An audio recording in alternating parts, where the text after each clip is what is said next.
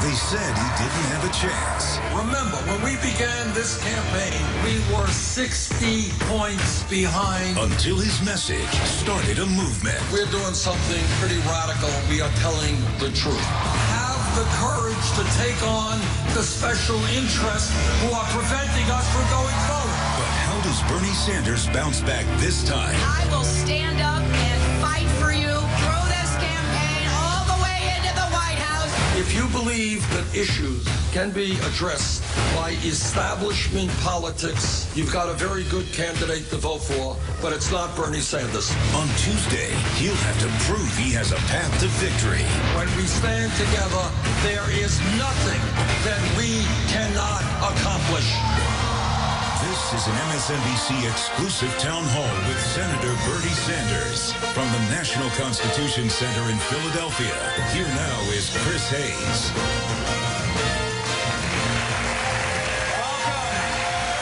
Welcome to the National Constitution Center here in Philadelphia, Pennsylvania, one of 5 states that will be voting tomorrow. And when this whole campaign began, there were more than 20 candidates in the race. And if you took bets when it began on who the last 5 would be, a lot of people would have lost money. And one of the reasons they would have lost money is the man I can introduce right now. It's my great pleasure to welcome Senator of Vermont, Bernie Sanders. How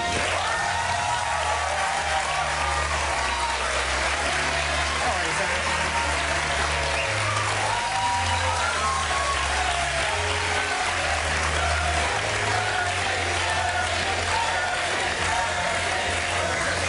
Does this happen everywhere? Like when you go to get coffee now, or is that? Occasionally, yes. We're here in Pennsylvania. You got 5 states tomorrow. Those 5 states are northeastern, eastern seaboard states. They're not the deep south where you had a hard time. They're not the plain states where you've had some real good wins. How do you feel about tomorrow? I feel pretty good. I think if the turnout is high, if working people come out in large numbers, if young people come out, I think the message, Chris, that we are bringing forth, that it's too late for establishment politics, that it is insane that today almost all new income and wealth is going to the top 1%, that we're the only major country on earth not to guarantee paid family and medical leave, not to guarantee health care to all people. That is a message resonating in Pennsylvania, it's resonating in Connecticut, it's resonating all over this country. There's the primary calendar, June 7th is a big date. You got California, a few other states. The 14th is D.C. Right. As of the 14th, everyone will have voted. Yeah. All the states and territories. Right now, you're at 45% of pledged delegates. Secretary Clinton's at 55%. She's got about 2.7 million more votes. By the way, that's not quite accurate because I think a lot of the votes cast in the caucus states have not been counted, and we've won some of those states by 70%. But you would agree that she's won more? Yeah. On the 14th, do you agree that the person who's won the most pledged delegates and the most votes is going to be the nominee of the Democratic Party? Look, this is what I believe. You know, I know media gets into all of the process issues. What this campaign is about is transforming the United States of America. What this campaign is about is bringing millions of people into the political process, and I'm very proud of the success that we have had to do that. Now, at the end of the process, you know, frankly, if we are behind in the pledged delegates, I think it's very hard for us to win. But I think we are going to make the case also that if you look at the polling and if you look at reality, I believe, and I'm not the only one who believes this, that we are the stronger campaign in taking on Donald Trump or any other Republican candidate. And I think that most Democrats out there, more than anything, correctly so, want to make sure that some right-wing Republican doesn't become president of the United States. Let me ask you about that, because, and I sort of share your feeling about process, frankly. I mean, I know then let's not talk about process all afternoon. Right, no, and I agree. But there's also principle to it. I mean, yeah. the principle is Democratic control of the Democratic Party in the sense of you want the person who got the most votes to be the nominee. But you also, let's talk about principle. Hundreds and hundreds of super delegates, parts of the Democratic establishment, voted for Hillary Clinton or chose to come on board her campaign before I even announced my candidacy. And those people have a right to rethink the decision that they made. And if they conclude, for a dozen different reasons, that we are a stronger campaign, and by the way, this is not just talking off the top of my head, virtually every poll that's out there, as you know, shows that Bernie Sanders does better against Donald Trump than Hillary Clinton does better against other Republican candidates. Should that be taken into consideration? Yeah, I do. I think so.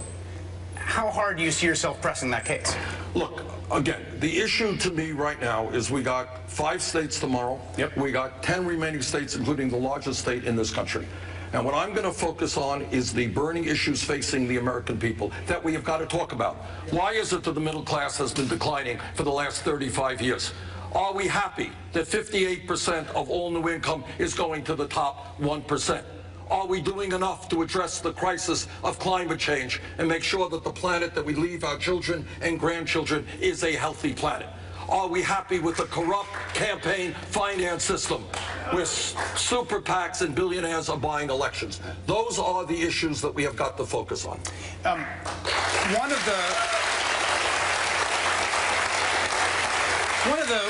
of the sort of sources of your critique, right, when you talk about why the system's broken, has to do with an answer you gave to my colleague Chuck Todd about turnout in states, and you said something about, you know, lower voting turnout of poor people, right? Yes. And you got some heat for that. It is Why do I get heat on it? Poor people voted lower numbers. I was What's about to their say, heat? yes. Look, let's be clear. This is a lot. And it explains a lot, right? Let's be clear. The Clinton campaign has a super PAC. There are 30 people on the internet who pick up on everything, and then they create this kind of, you know, narrative. Here is the fact. All right, dispute it if you want with me. In the last election in 2014, 63% of the American people didn't vote. Right. Not a very vibrant democracy to my mind. 80% of young people, and as I understand it, 80% of low-income people did not vote. That's a fact. Right. All right? So what was my point? Low-income people are not voting in large numbers. I think that's a tragedy. I want to see if we can change that. That brings me to what ultimately you set up. You set up this campaign that in some ways tests its own thesis, right? Because the campaign is about this political revolution, as you say. It's about breaking down the barriers of who does and doesn't participate. This campaign is about taking on the entire establishment, the Democratic establishment, the financial establishment, and in Clinton's campaign, the most powerful political organization in the United States of America. This campaign is about starting off 60 points behind Secretary Clinton. And by the way, in the last couple of weeks, a few polls ahead of her nationally. All right, that's what this campaign is about. What have you learned then about what you've succeeded and failed at when you think about turning out precisely the kinds of people that undervote in American politics? I think it's very difficult. I think there are, and this is a real American tragedy, there are millions of people, working class people and low-income people, who turn on the television and you know what they see? Nothing being talked about the reality of their lives. They listen to what goes on in Congress. They can't afford to feed their kids. They can't pay for their electric bills because we have 47 million people living in poverty. And they see Congress debating tax breaks for billionaires and candidates taking huge sums of money from the wealthy and the powerful. And they conclude, and it's kind of hard to argue with them, that the political system is corrupt, and they are saying to themselves, why do I want to participate in this charade? Now, we are trying, and we've had really good success with young people. I think we're bringing out a whole lot of young people, to some degree with working class people, and maybe with low-income people. But it is very, very hard to tell people who are struggling now and seeing almost all new income and wealth go into the top 1%, that they should get involved in the political process, that their voices actually matter. So there's other folks who've been running, talking about some of those same things. You've endorsed a few of them, raised money for a few of them. There's a guy here in Pennsylvania named John Fetterman. He's a mayor of a town named Braddock. Had him on the show, interesting guy. Town's had a really hard time because of trade, because of the steel industry essentially dying. He endorsed you. He says he feels basically like he's sitting there with a corsage, waiting for essentially the Sanders mutual endorsement. Well, I honestly don't know John, and I've heard just a little bit about him. What we are trying to do now, we have endorsed and gotten some money to some candidates, and I hope they win. I just don't know enough about John, to be honest with you. This connects to another question people have, which is about this movement that you've built. No, I haven't built it. This is a movement of millions of people who are beginning to stand up and fight back. You facilitated, or I am the candidate for president that many of them are supporting. Yes. And so then the question becomes to a lot of people, you know, look, a year ago you were not a Democrat, right? Now you are one of the most powerful Democrats in America. Whatever happens after this, whatever happens, you've raised more money than anyone ever, right? Oh, raised more money than anyone ever. Up to this point, in hard dollars, you mean in primary hard dollars. Clinton right? has raised more money than we have. She has a couple of super PACs. And right. In hard dollars, and particularly in small donors, right? You've done this. Let me be very clear about this. I am enormously proud. This campaign, our campaign, does not have a super PAC, does not want a super PAC. What we have done is received over 7 million individual campaign contributions, averaging $27 apiece. I am enormously proud of that. So the question then is, we have seen before campaigns that were able to ignite tremendous passion from folks, volunteer, knock on doors, give money, right? Because of all the things you're talking about. Yeah. And then the campaign goes away, and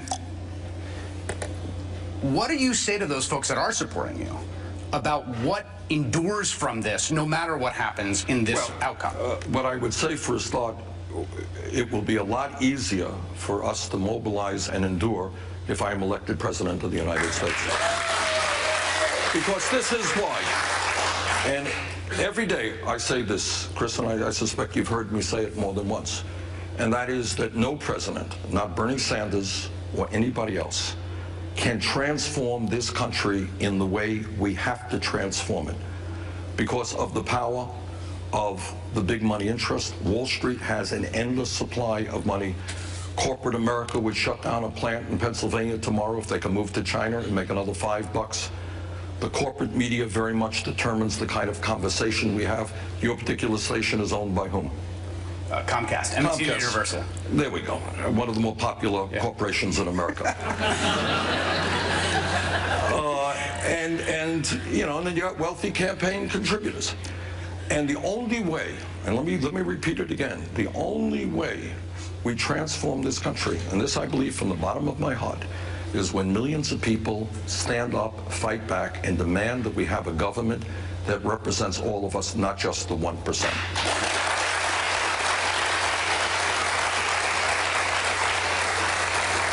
So we've got some great folks here in the audience. We're going to take some audience questions. First comes from David Jakubowicz. He's a 20-year-old UPenn student who supports you. David. Hey, David. So first, I'd want to say, as a student, I'm very excited to be voting for the first time tomorrow for you. So thank you. My question is, many of your supporters are staunchly opposed to Hillary Clinton and are considering writing you in, voting for a third-party candidate, or not voting at all if you don't win the nomination. I believe you will win the nomination and the presidency, but if you don't, will you encourage your supporters to vote for Secretary Clinton? Dave, thanks for the question. And let me answer it in this way. First, I think it is, we're not a movement where I can snap my fingers and say to you or to anybody else what you should do, because you won't listen to me. You shouldn't. You'll make these decisions yourself. I think if we end up losing, and I hope we do not, and if Secretary Clinton wins, it is incumbent upon her to tell millions of people who right now do not believe in establishment politics or establishment economics, who have serious misgivings about a candidate who has received millions of dollars from Wall Street and other special interests. She has got to go out to you and to millions of other people and say, yeah, I think the United States should join the rest of the industrialized world and take on the private insurance companies and the greed of the drug companies and pass a Medicare for all. I think that, says Secretary Clinton, that for the young people in this country, you should not have to leave college $30,000, $50,000, $70,000 in debt because we're going to make, as many other countries around the world do, public colleges and universities tuition free. I think Secretary Clinton is going to have to explain to millions of young people and a lot of other people that climate change is a real crisis and incrementalism is just not going to solve it.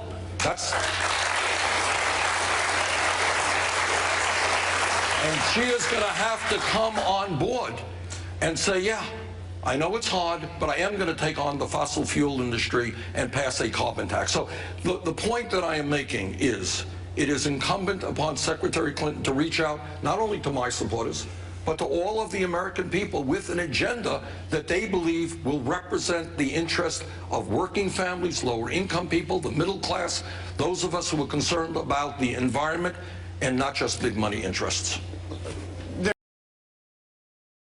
there are Hillary Clinton supporters who I talk to, people who, some of whom are diehards and some of whom aren't. They voted for her, they like you, they like your politics.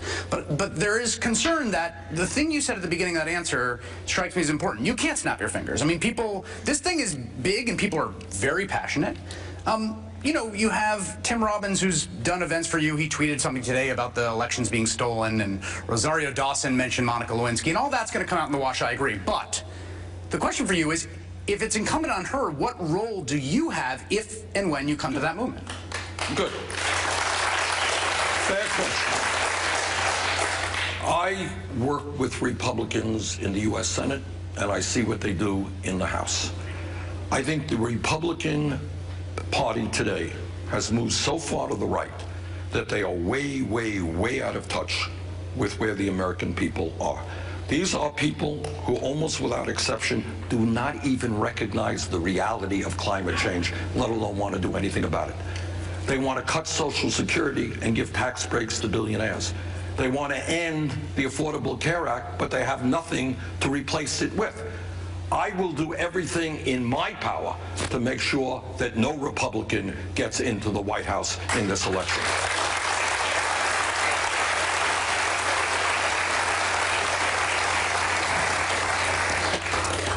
All right, we are going to take a quick break, and we will be back right here at the National Constitution Center with more questions from the panel.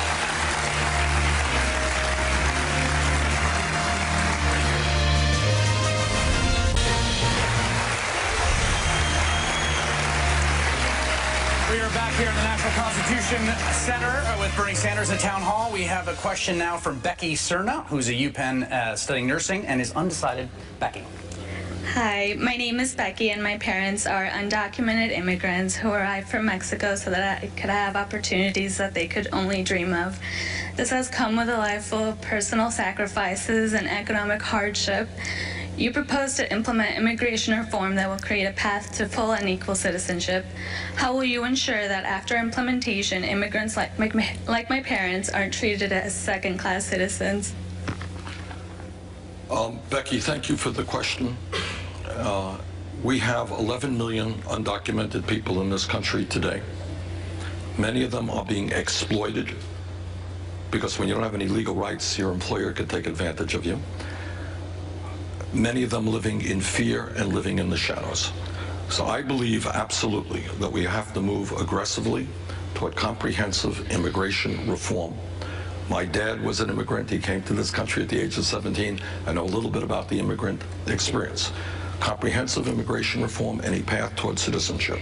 Now, my concern is that if Congress does not do what it should do and pass that legislation, I will pick up where President Obama left office and use the executive powers of the presidency to do everything that I can to make your parents safe in this country and not afraid. And the other thing that I will do where I do disagree with President Obama, I will end the deportations that we're seeing right now.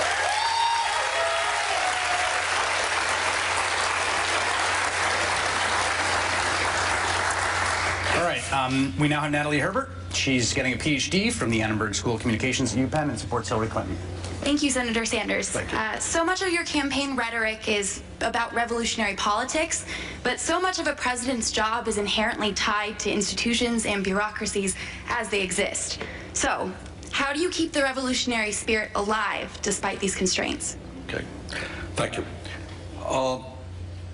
You're right in saying that a lot of the day-to-day work is going to take place in Capitol Hill, and it's messy and there's a lot of negotiating. What I will tell you is that when I was in the House, in a given number of years, I ended up passing more amendments on the floor of the House working with Republicans than any other member of the House. I can work with Republicans. Just a few years ago, I helped pass as chairman of the Senate Veterans Committee the most comprehensive veterans legislation in modern history, working with John McCain and a number of other Republicans. So if the question is, can I sit down, with conservatives, people like Chris here, and negotiate things, yeah, I can do that. But let me also say this, and this is important. At the end of the day, the powers that be, the powers who control, people who control the Congress, the big money interests in Wall Street, they are not going to allow the kind of real change that this country needs. Raising the minimum wage to $15 an hour, ending our disastrous trade policies so that corporate America starts investing in this country rather than China, making sure that women do not continue to earn 79 cents on the dollar compared to men, aggressively addressing climate change, and making sure that public colleges and universities are tuition-free. That is not going to be done by Congress itself. That requires a political revolution. And as President of the United States, what I would do is use the bully pulpit in an unprecedented way to rally the American people to demand that the Congress listens to their needs, not just the needs of wealthy campaign contributors. President Obama, when he came into office, had this new unprecedented thing called Obama for America, right? Where they basically preserved the campaign organization. And full disclosure, my brother worked for them. He worked in Texas as an organizer. And that proved tough in a lot of ways for it to work. Part of that, I think, had to do with the inherent tension between being the President of the United States and outside power. What have you learned from that? What is the model if that seemed to not do what you're talking about? Actually, I talked to the president about that. And what he, indicated, it's tough, and it is tough. It is really tough. But I think that one of the most important things that a president can do is to help ordinary people come together in a variety of grassroots organizations to put the pressure on the Congress to counterbalance the pressure that Wall Street and wealthy campaign contributors now exert. For example, let me just give you one example, and on this one, I am 100% sure that I'm right. If the young people of this country stood up and were very loud and clear that they are sick and tired of leaving college $30,000, $50,000, $70,000 in debt, that they want public colleges and universities tuition free, and if millions of them stood up, started emailing, writing, and demonstrating, without the slightest doubt, that is exactly what would happen. So the question is, this is what the American people want. The question is how we put together that type of grassroots organization. But that's a hard thing to do. It is a hard thing to do.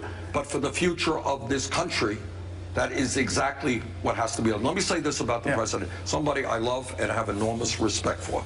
I think because he is such a decent guy in many respects, he actually believed that he could walk into the Oval Office and sit down with Republicans and negotiate in good faith.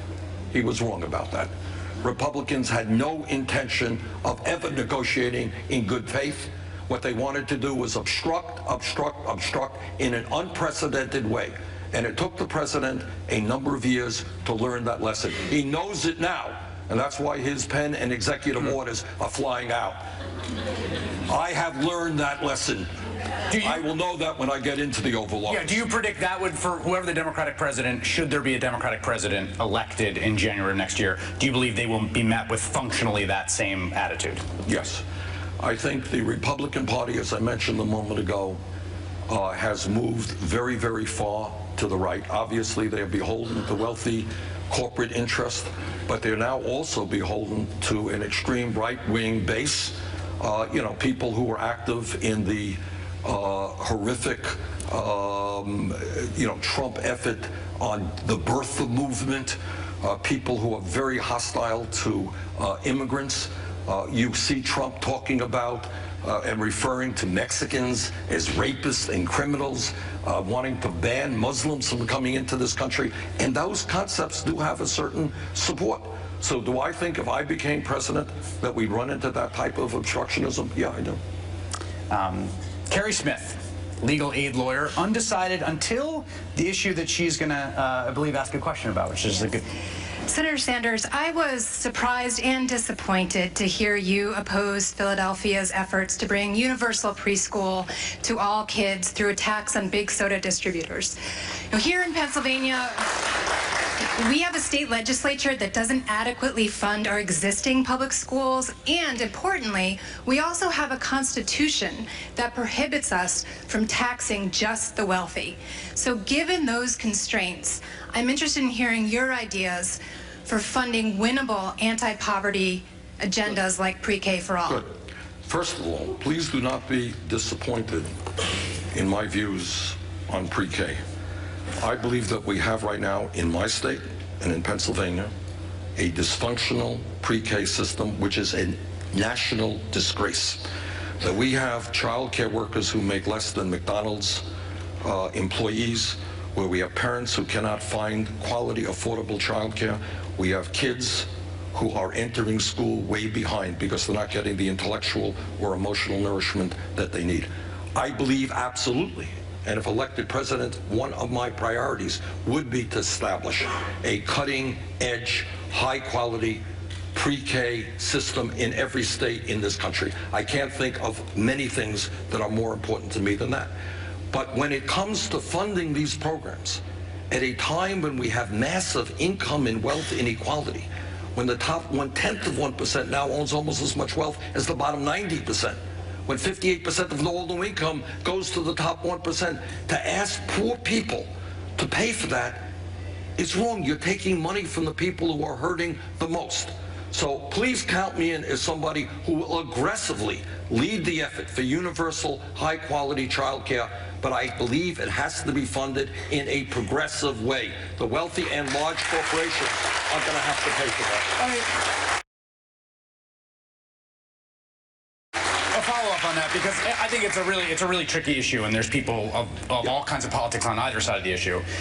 You know, the big soda companies are on the same side of that, right? And they've poured, I saw them pour millions of dollars in New York City to fight that. And that's their argument, right? I mean, how do you feel when you end up on the same side as them? Look, big soda companies will do what they do. And let me also be clear, I am more than aware of the negative role that sugar is playing in terms of obesity and health in the United States.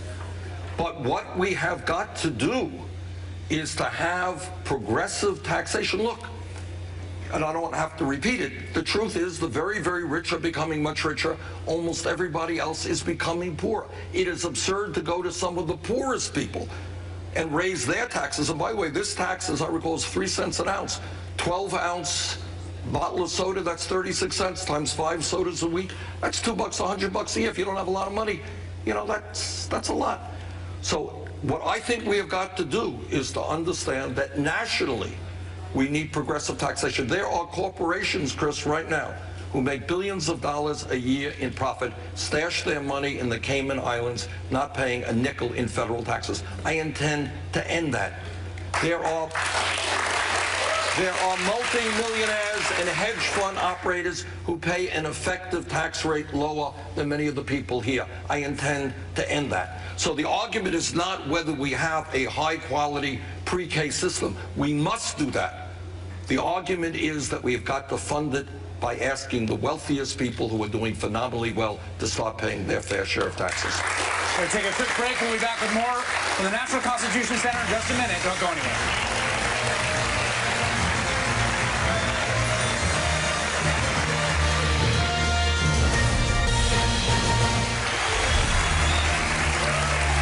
We are back here in the National Constitution Center with Senator Bernie Sanders, candidate for the Democratic nominee for president. And our next question comes from Suleiman Rahman, who is 40 years old and undecided. Mr. Rahman. Senator, I want to ask a similar question that was posed to Secretary Clinton about, there's been a lot of talk around mass incarceration. Can you speak to, as president, how you will address the issues around the collateral consequences of convictions around housing, around employment, and around education? Thank you for that important question. As a nation, we should be profoundly embarrassed that we have more people in jail than any other country on earth. We spend $80 billion a year locking up 2.2 million people, disproportionately African American, Latino, and Native Americans. For a start, what I would propose is when we have unemployment rates of minority kids of 40 or 50%, that maybe it makes more sense to invest in jobs and education for those kids rather than jails and incarceration. Second of all, we need to end over-policing, and we need to demilitarize local police departments so they don't look like occupying forces. Thirdly, we need to make police departments reflect the diversity of the communities they serve. Number 4, we need to make sure that we end private ownership of prisons and detention centers.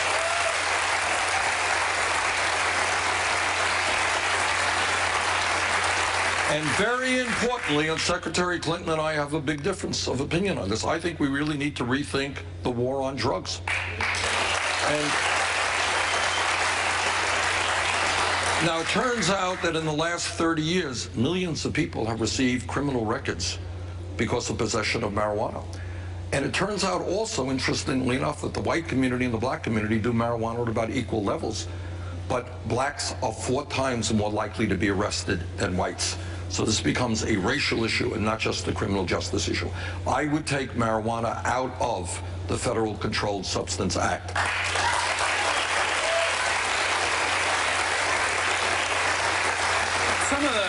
Some of the sort of knock-on effects of a criminal conviction, particularly a felony conviction that Mr. Rahman just mentioned, are punitive across the board, right? Yes. Student aid, living in public housing. Some of that comes from the '94 crime bill. Right. That was a bill that you got on the floor and said, there's a lot about this bill I don't like. You also voted for it. Yeah. Was that a mistake? Well, it's one of these things where you have, has the bill had absolutely horrendous impact in terms of mass incarceration? Absolutely. Is that an awful thing? Yes, it is. It also had it, when you sit there and vote, the Violence Against Women Act. Right. All right? And I worked very hard as mayor of Burlington, Vermont, trying to end domestic violence. It also had in it, as you know, the ban on assault weapons. Okay? And I have believed from way back when that assault weapons should not be sold or distributed in the United States of America. These are weapons designed not for hunting, but to kill people. So, you know, I could just see if I had voted against the bill, you know, there'd be 30-second ads saying, Bernie Sanders didn't vote to ban assault weapons, or didn't support, you know, women in the fight against domestic violence. But here is the more important point. It has had a disastrous impact, and we've got to undo the damage that it caused. But just, obviously you can't go back in time, right? But you learn things about votes, because all votes, frankly, have some stuff on one side or the other. I mean, do you wish you had that vote back? Knowing what you know now. I had a different piece of legislation. I wish that I could vote for the Violence Against Women Act. You know? And I want to see assault weapons banned in the United States, weapons that were used in Sandy Hook and in other areas. So what we need to do, it doesn't, you know, 1994 was a long time ago. What we need to do now is address this very serious issue. And I have said this, let me repeat it again, that if elected president by the end of my first term, we will not have more people in jail than any other country. Now, the other point that you made, and I thought you were going there, is many people who have felonies in this country, believe it or not, 2 million people, lose their right to vote and participate in the political process. My state of Vermont is one of the few states that allows felons to vote. I think we should do that nationally.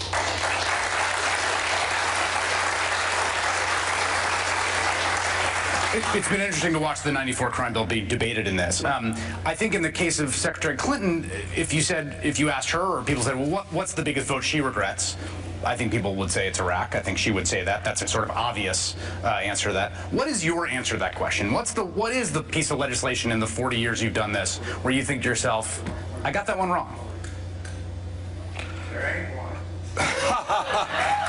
Well, you know, Chris, it's hard. I've cast many thousands of votes, and there was one vote where it was almost unanimous in the House on deregulating derivatives and so forth. I should have voted the other way. I mean, like 4 people, you know, I have helped lead the effort against deregulation. That was a bad vote. But I'll tell you something. If I look back on my voting record, you know, Secretary Clinton, I don't need to be overly partisan here, supported DOMA in 1996. And that is the Defense of Marriage Act, which I think she has since apologized for. It was a homophobic piece of legislation. Back then, it was not easy to vote against that piece of legislation. All right? I voted against that piece of legislation. Back in the early 1990s, when all of corporate America and all the Republicans and many Democrats were pushing these disastrous trade agreements, NAFTA and later CAFTA and permanent noble trade relations with China, I didn't vote for any of them. I helped lead the opposition to them. So I'm not saying by any means that after thousands of votes, I did not cast bad votes. I did. But I will say that time and time again, I took on issues and cast votes that were unpopular at the time, but turned out years later, whether it's the vote against the war in Iraq, vote against trade agreements, voting against DOMA, voting against the first Gulf War. Those are votes that I cast. They were not popular votes. Those are the votes that I cast, and I'm proud of casting those votes. All right.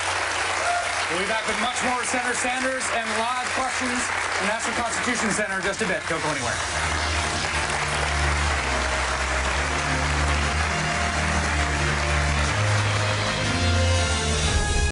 And we have a question now from Miguel Garces. He's 29 years old, and he is supporting Senator Sanders. Senator Sanders, you said that you think that the current U.S. airstrikes are authorized under current law, but does that mean that the U.S. military can lawfully strike ISIS-affiliated groups in any country around the world? No, it does not mean that. I hope, by the way, that we will have an authorization passed by the Congress. And I am prepared to support that authorization if it is tight enough so that I am satisfied that we do not get into a never-ending perpetual war in the Middle East. That I will do everything I can to avoid. But the president, no president, has the ability willy-nilly to be, dropping bombs or using drones any place he wants. Okay? The current authorization, which you cite in what Miguel just quoted, which is the authorization to use of military force after 9/11, that has led to the kill list. This president led to the kill list. Yes. I mean, there is a list of people that the U.S. government wants to kill, and it goes out doing it. Would you keep the kill list as President of the United States? Look, terrorism is a very serious issue. There are people out there who want to kill Americans, who want to attack this country, and I think we have a right to defend ourselves. I think, as Miguel said, though, it has to be done in a constitutional, legal way. Do you think what's being done now is constitutional legal? In general, I do, yes. One more question. The announcement today, the U.S. is going to send 250 Special Forces operators onto the ground in Syria. Do you agree with that? Do you think that's permissible, given the fact there has not been explicit authorization? Yeah, I think, look, here's the bottom line. ISIS has got to be destroyed. And the way that ISIS must be destroyed is not through American troops fighting on the ground. ISIS must be destroyed, and King Abdullah of Jordan has made this clear, that the war there is for the soul of Islam, and it must be won by the Muslim nations themselves. And I think what the president is talking about is having American troops training Muslim troops, helping to supply the military equipment they need, and I do support that effort. We need a broad coalition of Muslim troops on the ground. We have had some success in the last year or so putting ISIS on the defensive. We've got to continue that effort. All right, next question comes from Monica Hanza. Monica. Hello. How do you plan on protecting women's reproductive rights in all states? You got it. I do, and I'll tell you how. I have a 100% lifetime pro-choice voting record. I believe not only do I vigorously oppose Republican efforts to defund Planned Parenthood, I think we should expand funding for Planned Parenthood. And it is no secret that in states all over this country, in a dozen different ways, there are governors and legislatures who are trying to make it impossible for a woman to control her own body. I will use the Department of Justice to go after those states in every way that I legally can. I believe that in the United States of America, women have that right to control their own body. And I find it, I must say, completely hypocritical for my Republican colleagues who tell us every day how much they hate government, how they want to get government out of our lives, but they think that local, state, and federal government has the right to tell you and every woman in America what she can do with her body. That is hypocrisy. How important, there's a very big abortion case before this 8-member court that is a challenge to the Texas law. That Texas law, many people believe, essentially, if upheld, guts Roe in all but name. Right. Meaning it wouldn't overturn it, but if functionally that's the law. Makes it impossible for women to... I mean, how big a deal is that court case to you? Of course it's a big deal. And by the way, I mean, that is why it goes without saying that if elected president, I will appoint or nominate people to the Supreme Court who, number one, are prepared to overturn Citizens United, a disastrous Supreme Court decision, and number two, absolutely protect a woman's right to choose.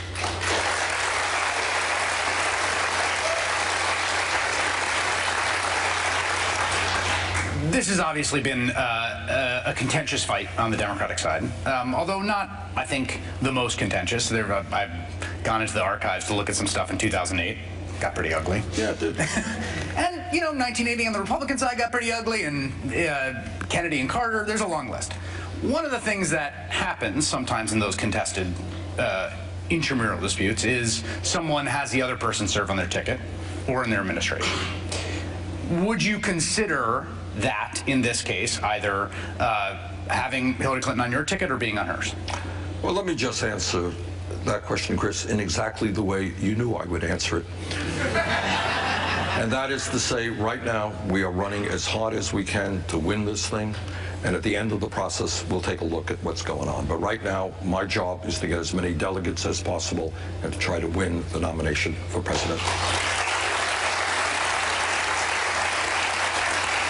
But you knew that would be my answer. Well, you know, we try. Wait, let me ask, I've interviewed you probably dozens of times since you started running for president, and before that.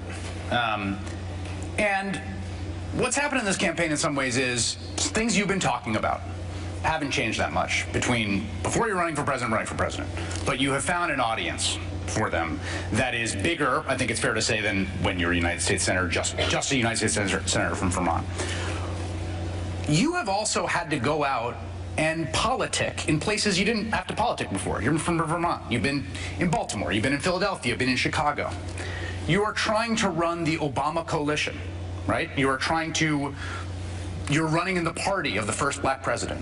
What have you learned on this campaign? Oh, God.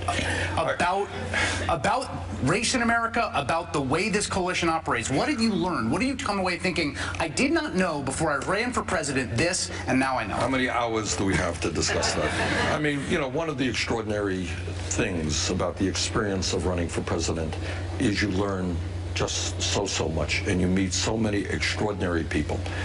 I have been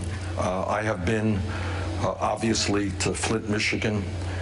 And let me tell you something, Chris, I will never forget that experience as long as I live, talking to a mother who described to me the breakdown of the cognitive capabilities of her daughter because that daughter was drinking poisoned water. And you ask yourself how that could possibly happen in the United States of America. And you know, you've heard me being critical of media more times than one. But I think people in America really don't know not only what's going on in Flint, Michigan, they don't know that the Detroit public school system is on the verge of fiscal collapse. They don't know that in Baltimore, Maryland, there are tens of thousands of heroin addicts. They don't know that in inner cities all over this country, people are paying 40, 50, 60% of their limited incomes for housing because there is not enough affordable housing. People do not really know what is going on in African-American communities where kids are suffering 40, 50, 60% rates of unemployment. And what I have learned in this campaign is if I get elected president, we are going to change national priorities. We're not just going to rebuild communities in Iraq and Afghanistan, we're going to rebuild them in the United States of America. Senator Sanders, thank you very much. Everyone here at the National Constitution Center, thank you very much. And especially all these wonderful folks. Up next, do not go anywhere. Rachel Maddow hosts another exclusive Town Hall event with Secretary Hillary Clinton.